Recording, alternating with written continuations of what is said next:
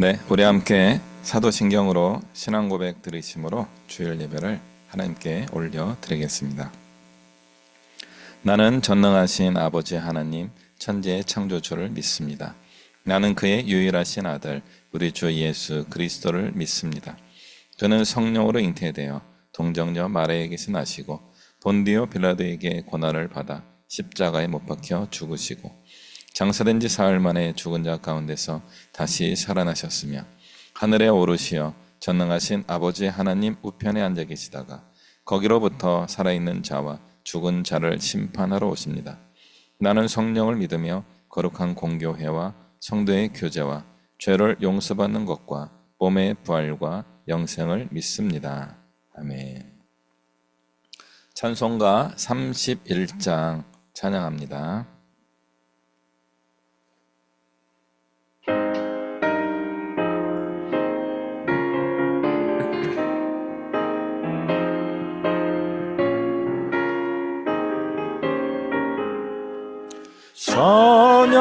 찬양하라 복되신 구세주 예수 백성들아 사랑을 전하세 경배하라 하늘의 천군과 천사 주님 앞에 영광을 돌리세 목자같이 우리를 지키시고 종일 품에 늘 안아주시니 찬양하라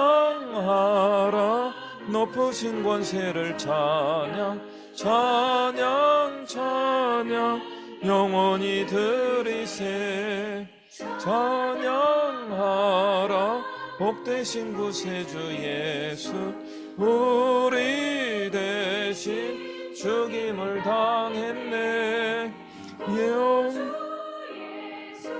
영원한 구원의 소망 경배하며 겸손히 절하세 찬양하라 우리 죄 지신 예수 그의 사랑 한없이 크셔라 찬양하라 높으신 권세를 찬양 찬양 찬양 영원히 드리세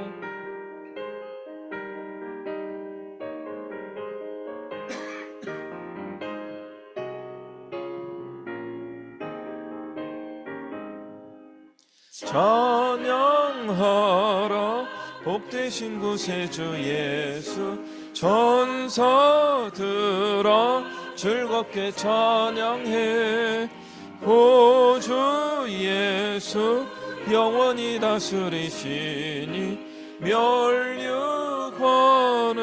주 앞에 드리세 보주 예수 세상을 이기시고 영광 중에 또다시 오시리 찬양하라 높으신 권세를 찬양 찬양 찬양 영원히 드리세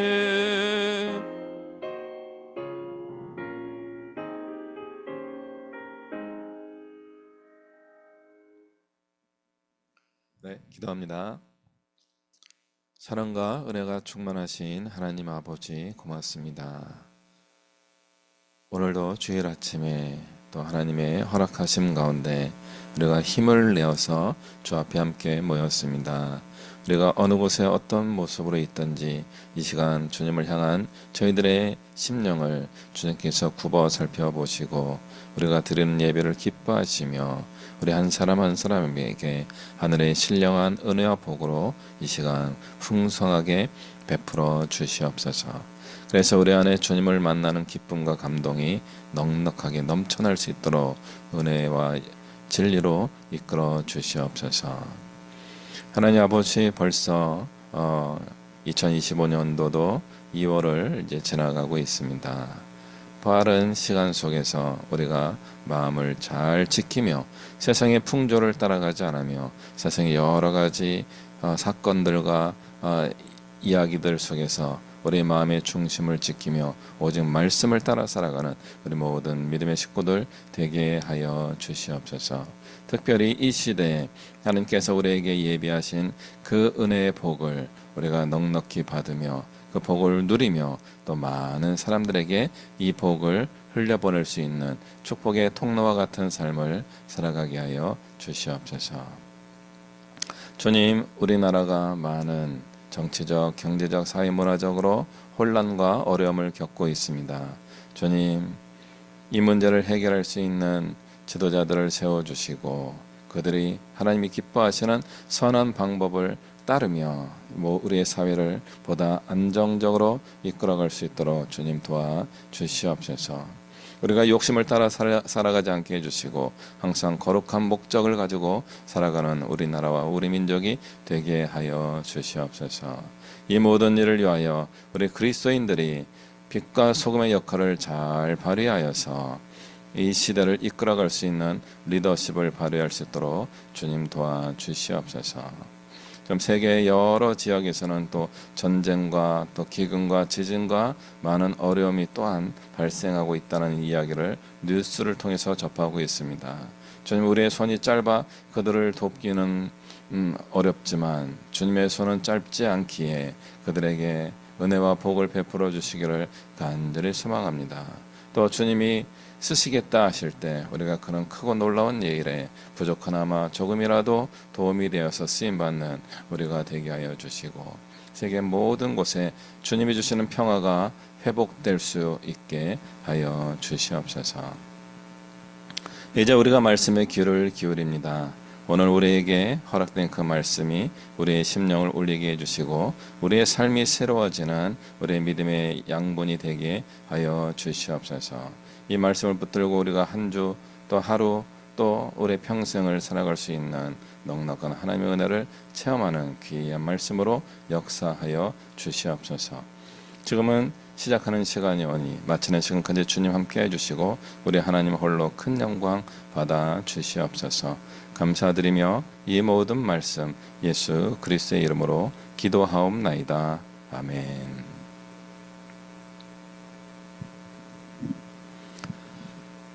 네, 우리 함께 말씀 보겠습니다. 열왕기하 4장 1절부터 7절까지의 말씀입니다.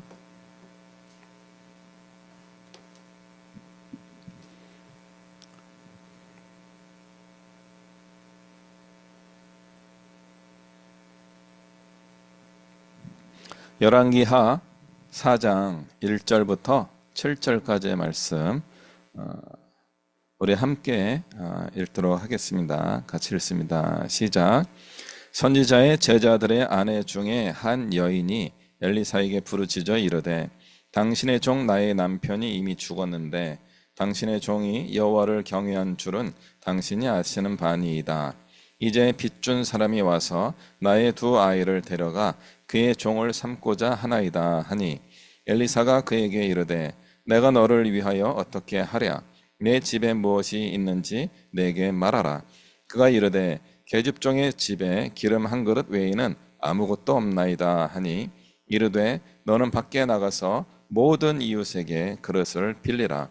빈 그릇을 빌리되 조금 빌리지 말고 너는 내 두 아들과 함께 들어가서 문을 닫고 그 모든 그릇에 기름을 부어서 차는 대로 옮겨 놓으라 하니라. 여인이 물러가서 그의 두 아들과 함께 문을 닫은 후에 그들은 그릇을 그에게로 가져오고 그는 부었더니 그릇에 다 찬지라. 여인이 아들에게 이르되 또 그릇을 내게로 가져오라 하니 아들이 이르되 다른 그릇이 없나이다 하니 기름이 곧 그쳤더라. 그 여인이 하나님의 사람에게 나아가서 말하니 그가 이르되 너는 가서 기름을 팔아 빚을 갚고 남은 것으로 너와 내 두 아들이 생활하라 하였더라. 아멘. 네.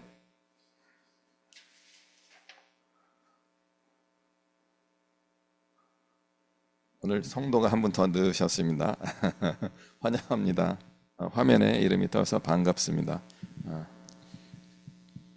오늘 말씀 제목은 아주 평범한 그러나 우리 기독교 신앙의 핵심 중에 하나이죠. 기도합시다. 입니다. 기도합시다.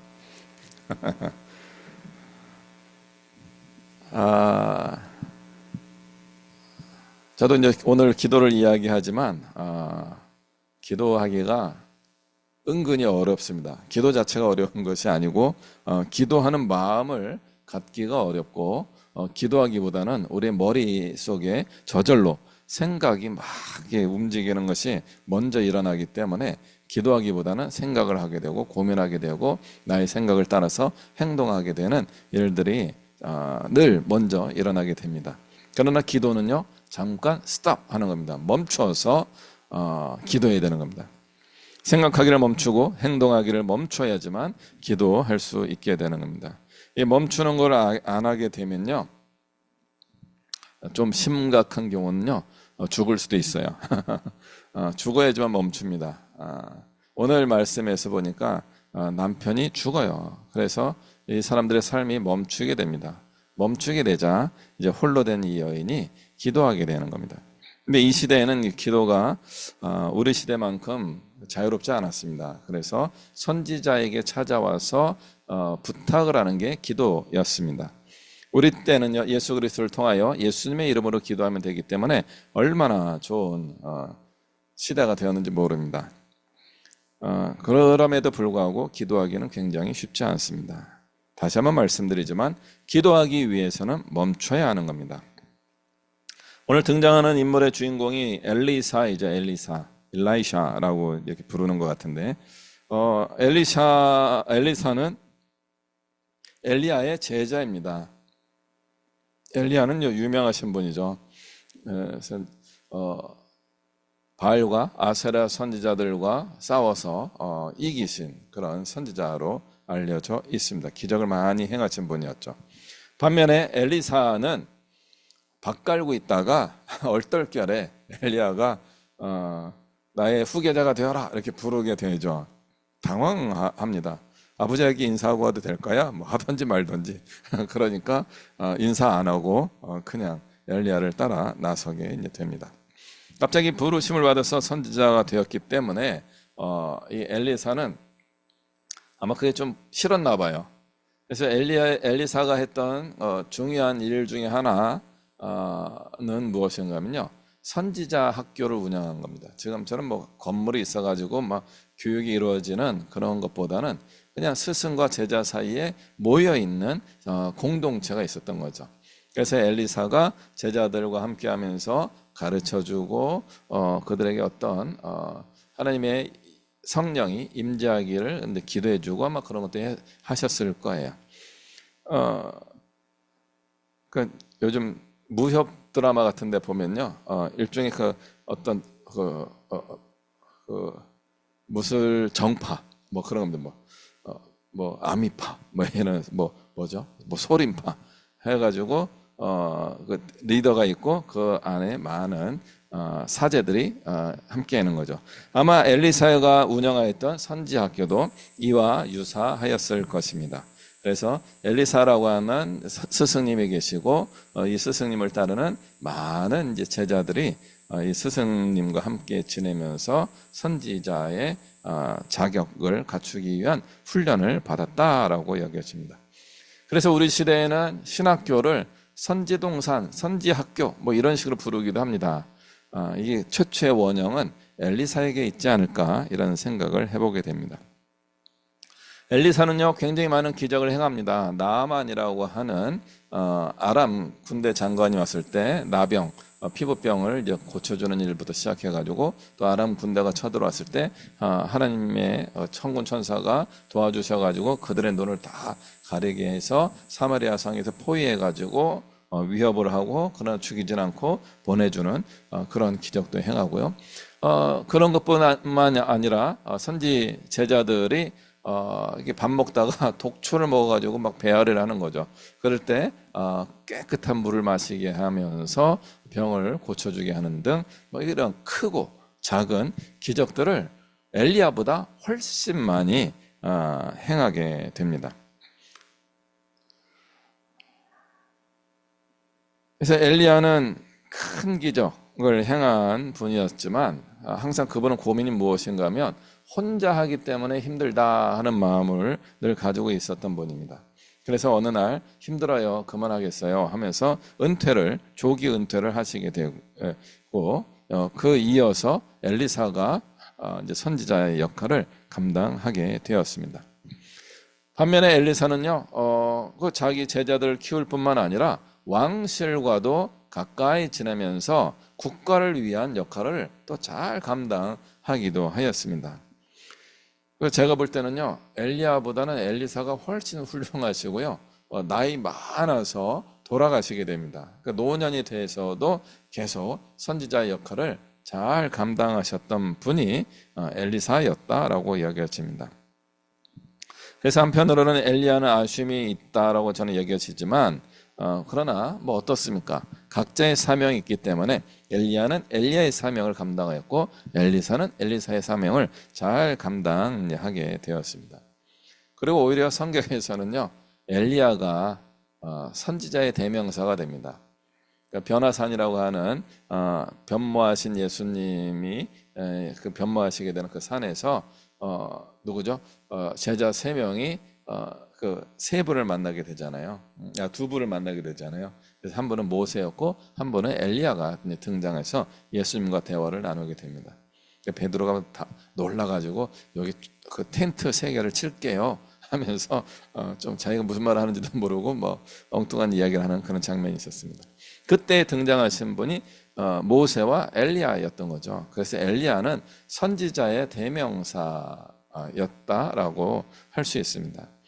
그러나 엘리야가 선지자의 대명사였음에도 불구하고 제가 보기에는 엘리사가 훨씬 더 이렇게 스테이블한, 안정적이고 체계적이고 그런 일을 잘 하신 게 아닌가 하는 생각을 하게 됩니다. 저는 이제 교육에 관심이 많은 편이기 때문에 엘리야를 좋아하겠어요, 엘리사를 좋아하겠어요? 두 분 다 훌륭하시지만 제 개인적으로는 엘리사를 이제 조금 더 점수를 더 주는 편입니다. 제가 점수 주는 게 무슨 의미가 있겠습니까? 성경에서는 이 두 분 다 훌륭한 분입니다. 어떤 면에서는 엘리야가 이제 훨씬 훌륭하신 분으로 여겨집니다. 왜요? 엘리사의 선생님이시니까 엘리야가 훨씬 더 훌륭하시죠. 이런 엘리야의 전통을 넘어서서 엘리사는 제자를 키우는 그런 이제 삶을 살아가셨는데, 이 제자들의 수준이 엘리사만큼 쭉 올라올까요? 천차만별일까요? 천차만별이죠. 제자들의 수준이 굉장히 다양합니다. 그 중에 못된 놈이 있었을까요? 없었을까요? 못되지는 않더라도 조금 고약한 사람도 있었을 겁니다. 이 신학교를 공부하신 분, 아까 말씀드린 것처럼 우리가 선지학교라고 부르게 되는 신학교를 공부하시고 목회자로 나오신 분들 중에 그 능력이 뛰어난 분들이 동일합니까? 아니면은 또 말씀드린 것처럼 천차만별입니까? 천차만별입니다. 다양합니다. 다양하기 때문에 좋은 겁니다. 훈련받은 선지자들은 훈련받은 만큼 능력이 쫙 올라갈까요? 이게 딜레마입니다. 엘리사는 능력을 어떻게 부여받습니까? 엘리야가 입었던 겉옷을 얻었어요. 겉옷 자체가 능력이 있는 것은 아니지만 그 겉옷을 가지고 엘리야가 했던 것처럼 이렇게 했더니 막 물이 요단강이 갈라지면서 막 기적을 행하는 능력이 오게 된 거죠. 그 능력은 어디에서부터 온 거예요? 하늘로부터 온 거예요. 하나님이 주신 거예요. 그러니까 하나님이 주셨던, 엘리야에게 주셨던 그 능력이 엘리사에게 그 능력으로 이어져 간 것입니다. 엘리야의 능력이 옮겨간 것이 아니고 엘리사에게도 하나님의 능력이 임하게 된 것입니다. 그러면 교육받은 선지자들, 엘리사의 제자들은 그 능력이 있었을까요? 없었을까요? 있어야 되는데 여기서 천차만별이 다시 나오게 되는 것입니다. 그 제자들의 능력이 하늘로부터 와야 되는데 스승으로부터 와야 되는 거죠. 엘리사가 그 능력을 받을 수 있었던 이유는 엘리야가 가셨기 때문에 그 능력이 온 거예요. 그런데 엘리사가 계속 함께하는 동안에는 엘리사의 제자들에게는 하나님의 능력이 올까요? 안 올까요? 저는 올 수도 있다고 생각하지만 엘리사만큼의 능력을 행하기에는 어려울 수 있었다라고 생각하는 겁니다. 그 제자들이 아무리 능력이 뛰어난다고 하더라도 살아있는 스승 엘리사를 넘어서기가 어려웠을 겁니다. 이건 어떤 것을 의미합니까? 먹고 살기 힘들다 그런 뜻이에요. 선지자로서 삶을 살아가는데 엘리사가 모든 관심의 집중을 가지고 계시기 때문에 제자들은요 그 관심을 나눠 갔는데 쉽지 않았다는 거죠. 그래서 이 제자가 죽었는데 빚을 지고 죽어요.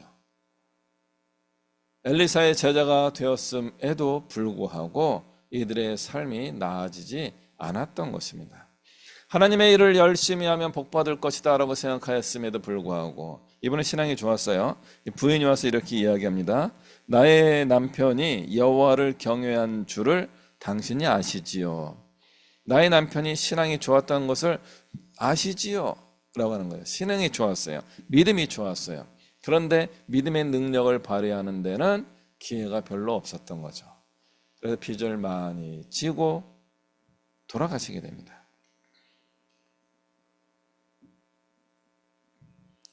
남은 가족들은 이제 어떻게 됩니까? 아내와 두 아들이 남아있는 상태였습니다. 고대 사회에서 성경에서 이야기하는 가장 어려운 상태에 처한 사람들이 과부와 고아였습니다.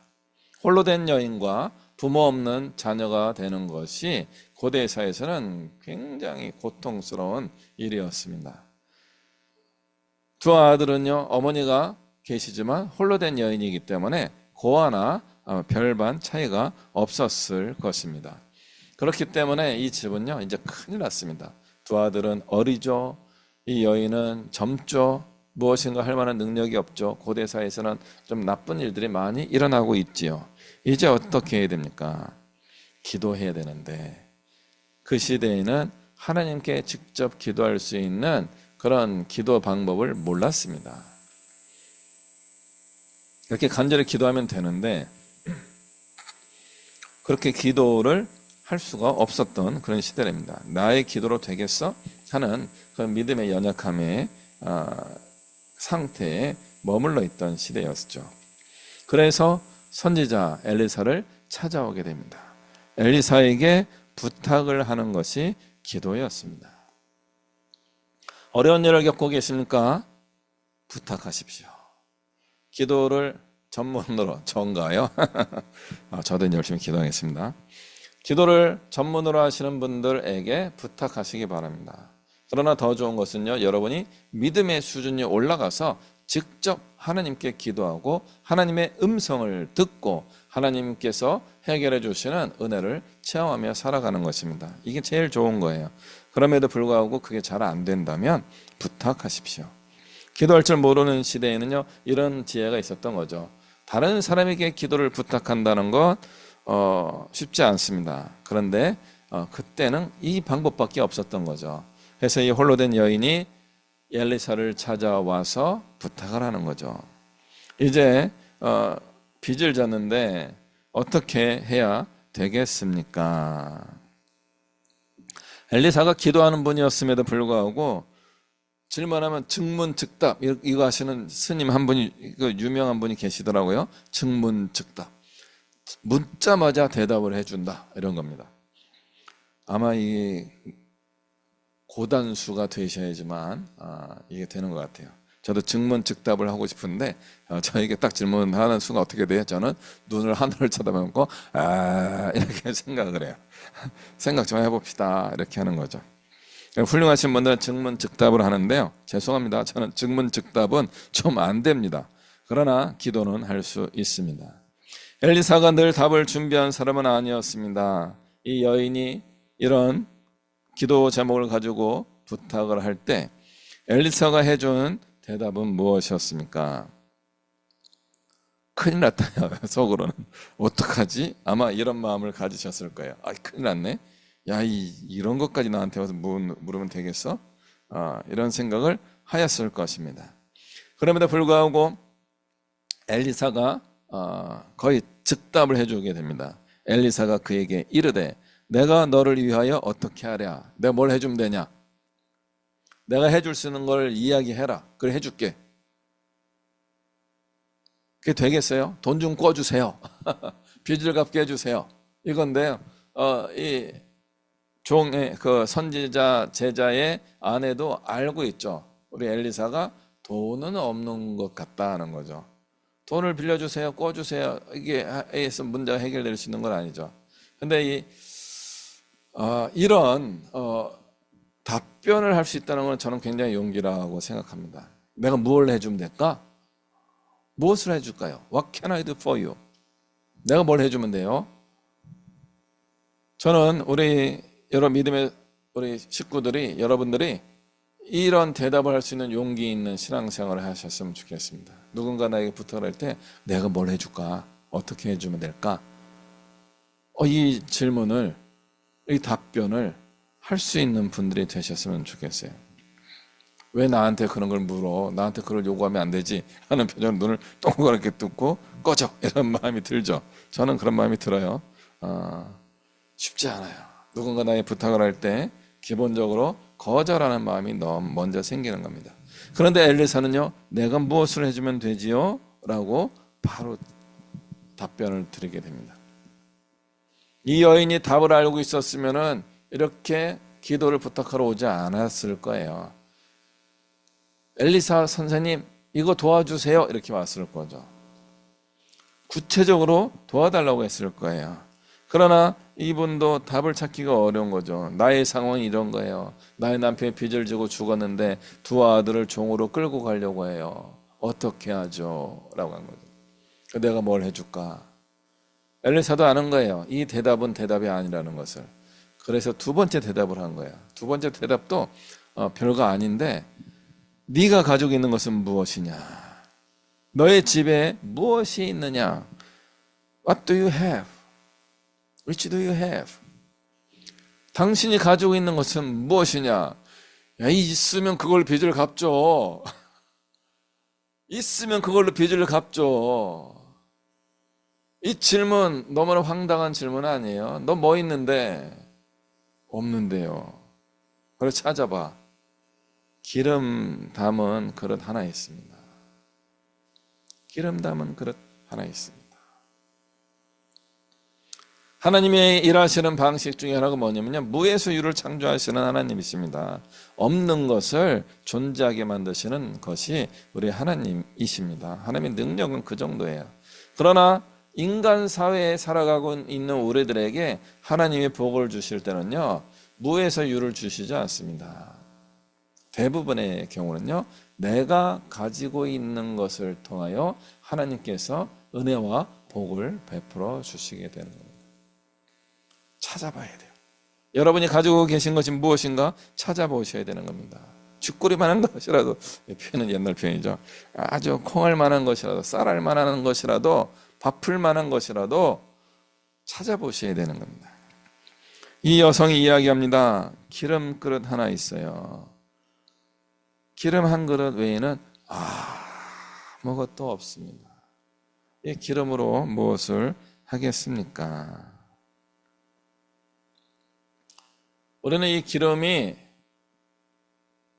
별거 아니네 이렇게 볼 수 있는데 이게 굉장히 귀한 것입니다. 예수님께서 막달라 마리아가 찾아와서 자기 머리에 기름을 향유를 붓고 막 눈물로 씻고 머리털을 닦고 하는 장면을 볼 때 옆에 있던 제자가 뭐라고 이야기해요? 300데나리온 정도. 300데나리온은요 1년치 노동 가치예요. 1년 가까이 365일 300데나리온, 하루에 한 데나리온이기 때문에 그 정도의 값어치가 있는 기름, 굉장히 소중한 겁니다. 이 여성이 이 기름을 가지고 있다는 것은 소중한 거예요. 그러나 비싸지만 양이 적어요. 이것을 넉넉하게 쓸 수 있는 양이 아닙니다. 근데 그것 마지막, 내가 지키고 보호하고 있었던 그 마지막 기름 한 그릇 남았습니다. 아마 당황스러웠을 거예요. 뭐 이걸 헌금으로 내라고 하는 건가? 이런 마음이 드는 거죠.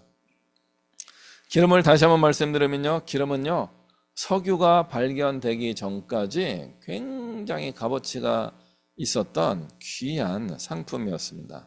그래서 우리나라는 아주까리 기름, 뭐 그런 기름들을 짰죠. 그래서 음식으로도 사용하고, 그 다음에 대표적으로 밤에 불을 켜기 위한 등잔불로 사용했습니다. 등잔의 재료, 연료로 사용했던 거죠. 그래서 그 불을 늘 꺼야 되는 거죠. 그나마 그 호롱불도 깜빡깜빡 어두운 불빛임에도 불구하고 사람들은 그 빛을 지키기 위하여 기름을 사용하고 했던 겁니다. 그러니까 기름은 굉장히 고가의 제품이었던 거죠. 유럽에서 고래를 다 잡아 죽인 거죠. 향유 고래라고 해서 향이 나는 그 기름 고래가 제일 값어치가 있었던 거예요. 그러니까 고래를 잡아서 고기를 먹는 게 아니라 그 기름을 짜기 위하여 그 많은 고래를 포획하고 그 고래를 잡기 위하여 목숨을 걸었던 거죠. 그만큼 값어치가 있었던 재료가 기름이었습니다. 마침 이 여성의 집안에 요만큼 있는 거예요. 한 그릇. 호롱불을 켜게 되면은 며칠을 불발킬 수 있는 거고요. 음식을 할 때, 조리할 때 사용한다면은 부침개라든가 그다음에 반죽을 할 때 섞을 수 있는 그런 기름, 요만큼 며칠 먹을 수 있는 기름 양이었을 겁니다. 엘리사가 저것을 사용해야 되겠구나. 내가 가지고 있는 작지만 소중한 그것을 꺼내 놓을 수 있어야 된다는 거예요. 성경은요, 그런 기적들이 종종 나오는 거예요. 대표적인 게 오병이어의 기적입니다. 어린 소년의 보따리 안에 들어있었던 식사, 빵 조각 5개와 물고기 2마리, 이걸 사갖고 다니 먹은 거예요. 아마 말린 물고기 같은데 이거 자기 혼자 먹으면 딱 되는 거죠. 좀 남을 수도 있고 이따가 먹으면 되기도 하고 하는 거예요. 그걸 꺼내 놓아야 되는 겁니다. 그걸 꺼내 놓으니까 오병이어에 5,000명의 사람들이 먹고 12 바구니의 조각을 거둘 수 있는 그런 기적이 일어날 수 있게 되는 겁니다. 엘리사가 이 여인에게 묻는 거죠. 뭘 가지고 있니? 이건데요. 아마 손이 떨렸을 거예요. 이거 귀한 건데 이걸 어쩌자는 거지? 달라 그러면 어떡하지? 그래도 주면 되지 뭐. 아마 용기를 내어서 꺼냈을 거예요. 그냥 꺼낸 게 아니에요. 이게 뭔가 값어치, 대가를 치르기 위해서 꺼냈던 것입니다. 그러자 하나님께서 엘리사의 마음에 감동을 주신 거죠. 이렇게 하면 되겠다. 오케이. 오케이. 영어를 쓴 것 같진 않아요. 좋다구나 하면서 그거면 됐다. 그걸로 하면 되겠다. 네가 가지고 있는 그걸로 하면 되겠다 하면서 이제 솔루션을 제안합니다. 옆집에 가서 그릇들을 빌려와라. 조금 빌려오지 말고 많이 빌려와라. 되도록이면 다 빌려와라. 마찬가지로요, 이 그릇이 고대 사회에서도 굉장히 귀중한 그런 자산이었습니다. 자산까지는 아니고요, 없으면 불편한, 그리고 구하려면 좀 번거로운 그런 것이었습니다. 우리 현대 사회에 포트메리온, 제가 아는 거 브랜드 그거밖에 없어요. 한국 도자기, 컵, 밥그릇, 이게 넘치는 시대가 되었습니다. 본 차이나 하면서 이런 도구들, 그릇들이 넘치는 시대, 고급 그릇을 우리 집에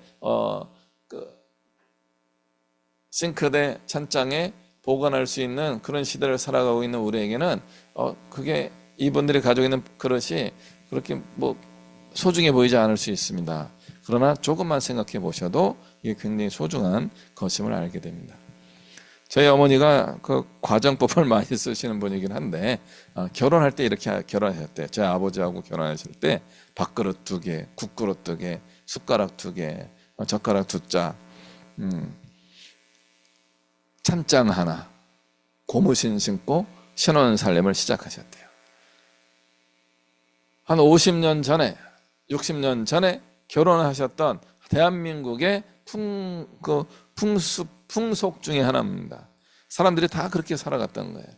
넉넉한 시대가 아니었던 거죠. 6.25 전쟁이 끝나서 재건을 시작한 지 약 10년 정도, 15년 정도, 20년 정도 지나던 그런 시기에 살던 분들에게는요, 그 그릇 하나가 굉장히 소중했던 것입니다. 현대 사회에도 굉장히 그 중요한 것이 그릇이었는데 고대 사회에서는 얼마나 소중했겠어요. 그래서 이 여인의 집에 있는 그릇도 소중하였을 것이고요, 옆집에 있는 그릇은요 똑같이 소중하였을 겁니다. 옆집에서 빌리러 가는데 부잣집에 가서 빌리러 갔겠어요?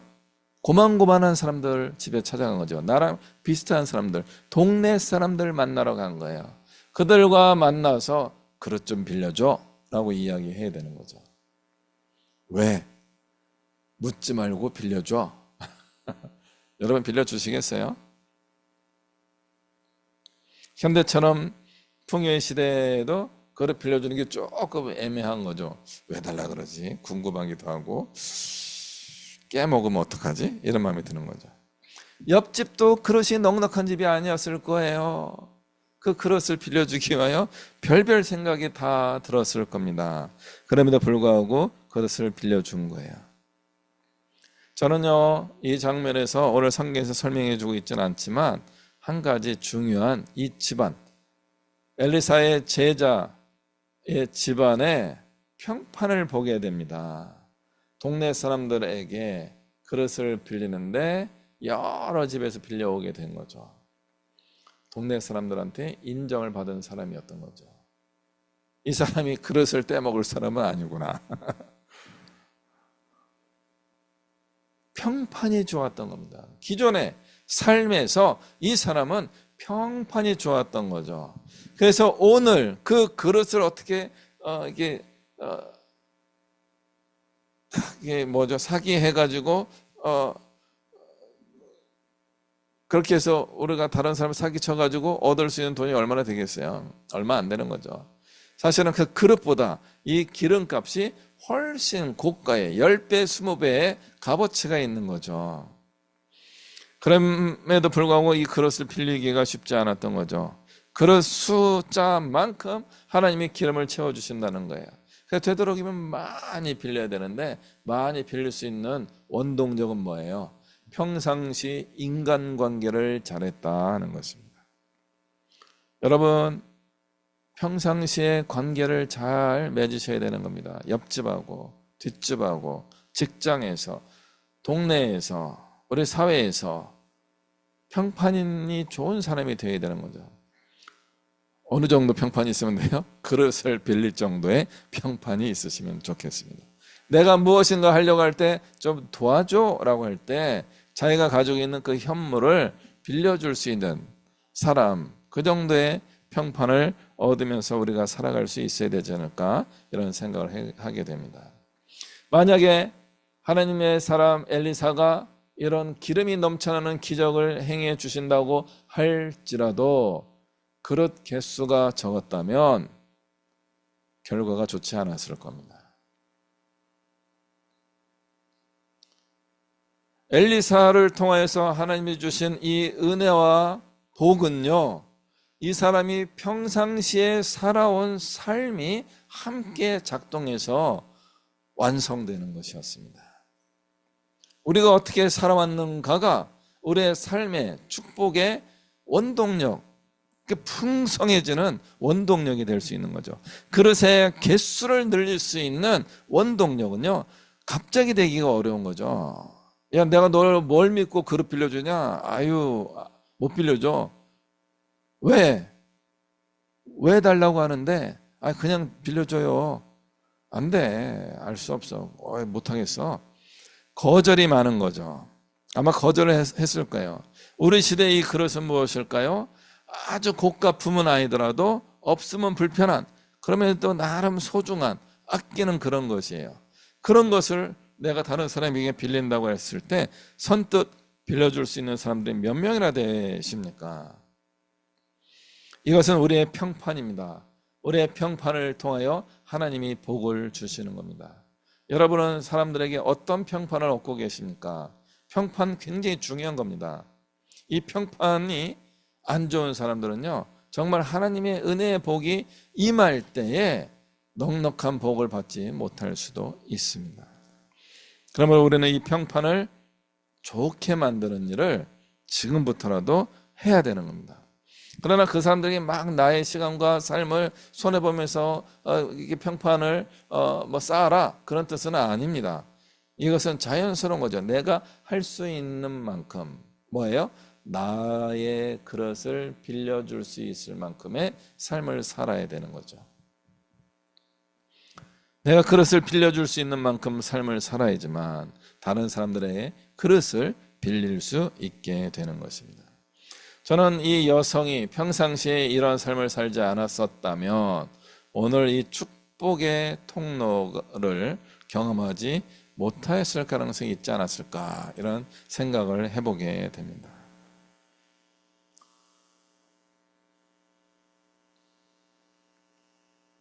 내가 가지고 있는 이 기름은 축복의 원동력이에요.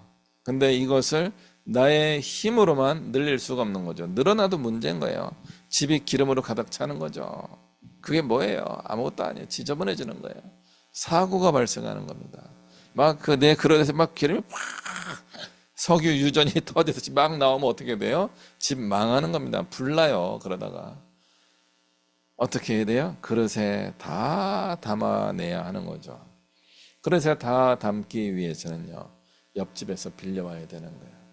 그릇이 가득 차니까 기름이 딱 끝나는 겁니다. 하나님이 주신 축복의 원리 중에 한 가지가 이것일 수 있다는 것을 우리는 기억해야 됩니다. 하나님은 나의 능력, 내가 가진 것을 통하여 역사하시지만 그것으로 완성해 주지 않으십니다. 결국은 우리는 사회적 관계를 맺으며 살아가는 존재이기 때문에 그렇습니다. 오늘 본문에는 나오지 않지만 이 기름은 아마 고가품이기 때문에 아주 넉넉하게 이게 돈으로 바꿨을 가능성이 높습니다. 하나님이 주신 거니까 약간 디스카운트도 해가면서 팔았다면은 뭐 또 속전속결로 또 많은 성과를 내었을 수도 있습니다. 다른 사람과 함께 가는 연습을 해야 되는 겁니다. 그들에게 도움이 되어야지만 나도 그들의 도움을 받을 수 있다. 이것을 꼭 기억하시기 바랍니다. 여기서 또 하나 우리가 발견할 게 있습니다. 그럼에도 불구하고 하나님이 주시는 이 축복의 원리는 비밀입니다. 비밀. 안 가르쳐 줘요. 다른 사람들에게 공개적으로 하면 안 되는 겁니다. 이 기적은요, 나만 경험하는 거예요. 어디 가서도 간증도 하지 마시기 바랍니다. 내가 받은 축복에 관하여서 막 떠벌릴 필요가 없어요. 이거는 늘 일어나는 일이 아니에요. 이 집에만 일어나는 일이에요. 그러니까 어떻게 해야 돼요? 비밀을 지켜야 되는 거죠. 자기 마음에 품은 거죠. 감격과 감동 속에 살아가는 거예요. 남들에게 100번 이야기해도 그 집에는 기름이 안 생겨요. 내가 받은 복은 내 거예요. 저 집에 기름이 안 생겨요. 그 집에 그릇에 기름이 묻어서 갈 수는 있지만 그 집에 기름의 복은 안 오는 거예요. 이 복은 나에게만 오는 겁니다. 그러므로 내가 복 받은 것은 비밀이에요. 내가 받은 복은 비밀이에요. 어떻게 그런 복을 받았어요? 저쩌고 하시마. 그렇게 하시면 안 됩니다. 비밀이에요. 비밀을 지켜야 되는 겁니다. 문을 닫고 몰래 하셔야 돼요. 하나님이 주시는 은혜와 복은 몰래 주시는 거예요. 나에게만 주시기 때문에 그래요. 이건 보편적인 복이 아니에요. 늘 일어나는 기적이 아닙니다. 나에게만 그 특별한 상황에서 간절한 기도 가운데 하나님이 주신 특별하게 나에게만 임하는 축복이었던 거죠. 그러므로 이것은 비밀리 해야 되는 겁니다. 그래서 아들과 함께 문을 닫고 기름을 부어야 되는 거예요. 떠벌리지 마시기 바랍니다. 옆집에서 그걸 보고 야 그릇 돌려줘 그러면 어떻게 돼요? 기름 담긴 그릇을 돌려줘야 돼요. 내 복이 사라지는 겁니다. 하나님이 나에게 주신 복은 지켜야 됩니다. 내 복을 막 헛되이 쓰면은 안 됩니다. 숨겨놓고 나의 복이에요. 어떻게 그럴 수 있어요? 그렇게 해야 됩니다. 하나님의 축복의 원리 중에 한 가지가 바로 비밀입니다. 비밀. 내가 받은 복을 다른 사람에게 떠벌리지 마라. 그들은 나와 같은 복을 절대로 받을 수가 없기 때문에 그렇습니다. 보편적 원리는 뭐예요? 보편적 원리는 한 가지예요. 기도합시다. 기도합시다. 기도했더니 돼요. 사람들이 픽 하고 가는 거죠. 에이, 기도는 뭐. 그러나 기도하게 되면요, 하나님이 들으시고 그 사람에게만 딱 맞는 축복의 원리를 작동시켜 주십니다. 우리가 가지고 있는 기름은 무엇입니까? 여러분이 가지고 있는 기름은 무엇입니까? 여러분이 빌려올 수 있는 그릇은 어떤 것입니까? 다른 사람들과 함께 어울리는 과정 속에서 여러분은 어떤 평판을 가지고 있습니까? 오늘 이 여인은 이 두 아들은 하나님의 은혜 가운데 이 삶의 문제가 해결되었습니다. 그리고 어떻게 돼요? 엘리사에게 또 찾아가는 거죠. 다 찼어요. 어떻게 됩니까? 왜요? 왜 물어봐야 되는 거예요? 이건 내 것이 아닌 느낌이 들기 때문에. 내 것은 우리 집 그릇에 들어있는 기름 요만큼이었는데 갑자기 많아진 거죠. 그릇도 남의 것이고요. 기름은 정말 하늘로부터 온 것이죠. 이걸 어떻게 처분해야 될지에 대하여 선지자에게 물어봤습니다. 어떻게 할까요? 헌금하시오. 헌금하라고 이야기 안 하셨어요. 어떻게 했어요? 그것을 팔아라. 사람들에게 팔아라. 동네 사람들에게 기름을 팔아라.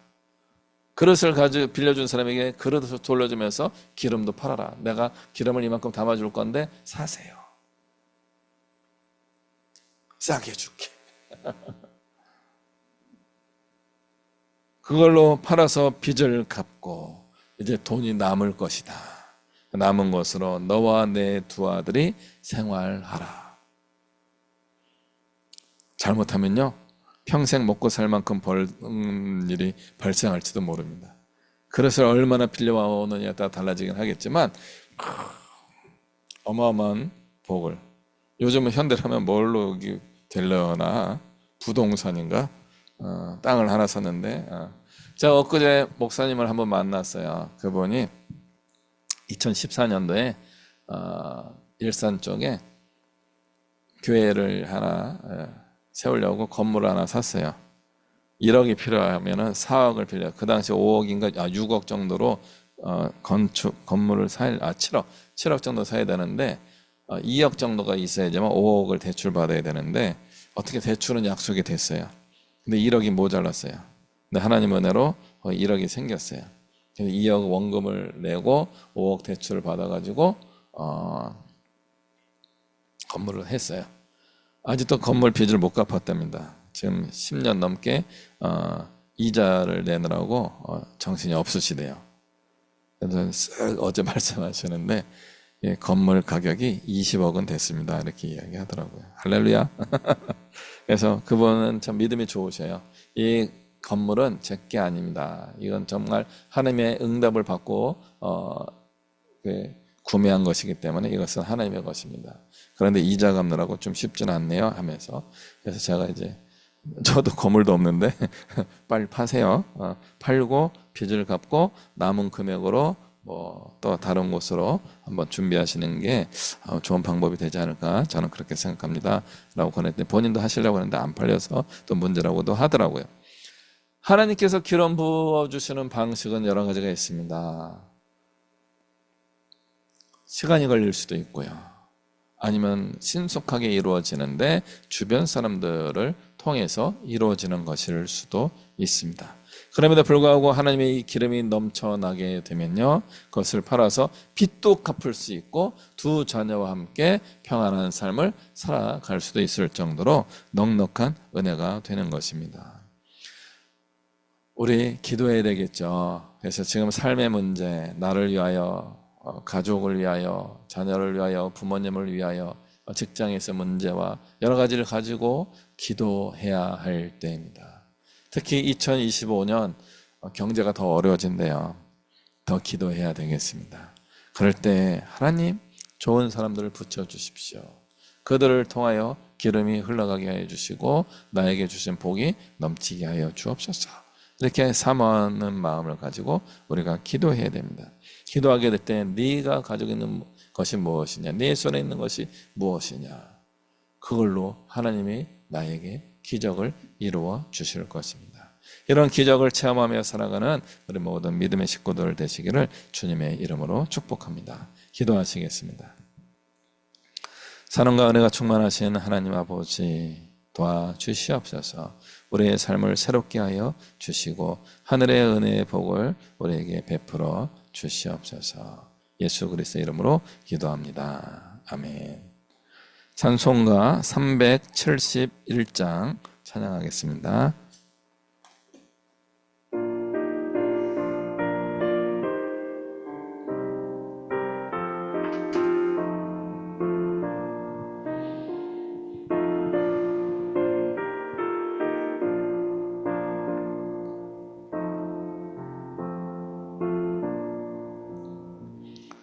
구주여 광풍이 일어 금물결이 일어나 온 하늘이 어둠에 쌓여 피할 곳을 모르니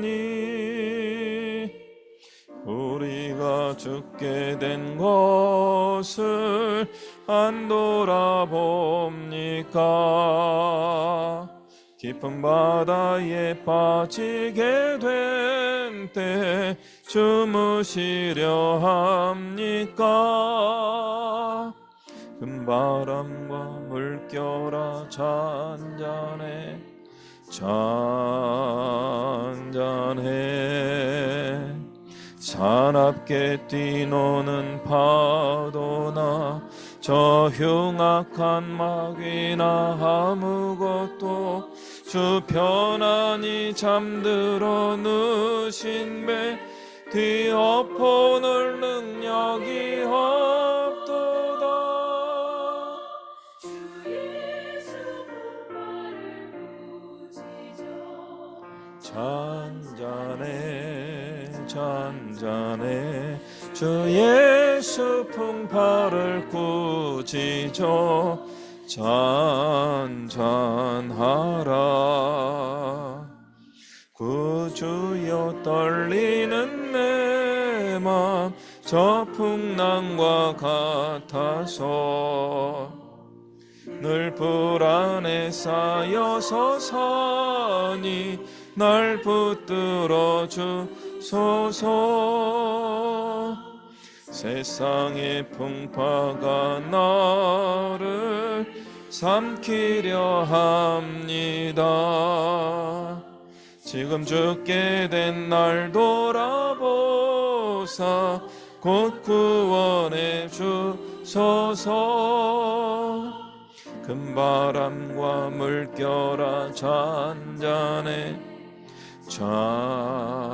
잔잔해 사납게 뛰노는 파도나 저 흉악한 마귀나 아무것도 주 편안히 잠들어 누신 배 뒤엎어놓을 능력이 없도다. 주 예수 풍파를 꾸짖어 잔잔해 잔잔해 주 예수 풍파를 꾸짖어 잔잔하라.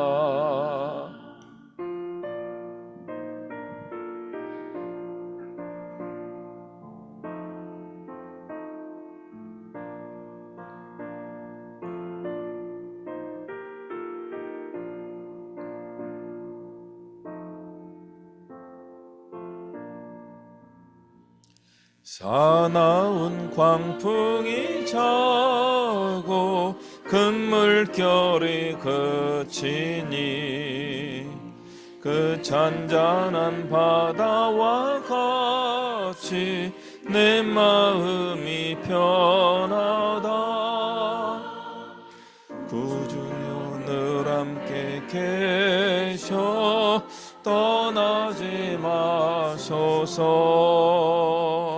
복된 항구에 즐거이 가서 그 언덕에 쉬리라. 금바람과 물결아 잔잔해 잔잔해. 사납게 뛰노는 파도나 저 흉악한 마귀나 아무것도 주 편안히 잠들어 느신 배 뒤엎어낼 능력이 없도다. 주 예수 풍파를 꾸짖어 잔잔해 잔잔해. 주 예수 풍파를 꾸짖어 잔잔하라. 기도합니다. 이 시간도 늘 우리와 함께 하시는 우리 주 예수 그리스도의 은혜와 살아계신 하나님 아버지의 크고 영원하신 사랑과 성령 하나님의 인도하심과 가르쳐주심과 보호하심이 나의 모든 삶의 문제를 주 앞에 올려드리며 간절히 기도할 때 내가 가지고 있는 것을 통하여 또 주변의 상황과 어우러져서 하나님께서 그 모든 문제를 해결해 주시고 넉넉한 은혜와 복을 베풀어 주실 것을 확신하며 주님을 간절히 붙들고 나아가기로 마음에 다짐하며 나아가는 이곳에 머리 숙인 주의 백성들 머리 위에와 이 나라와 이 민족 위에 세계 모든 열방 위에 이제부터 영원토록 함께 하시기를 간절히 축원하옵나이다. 아멘. 할렐루야. 또 한 주간 승리하시기를 바랍니다.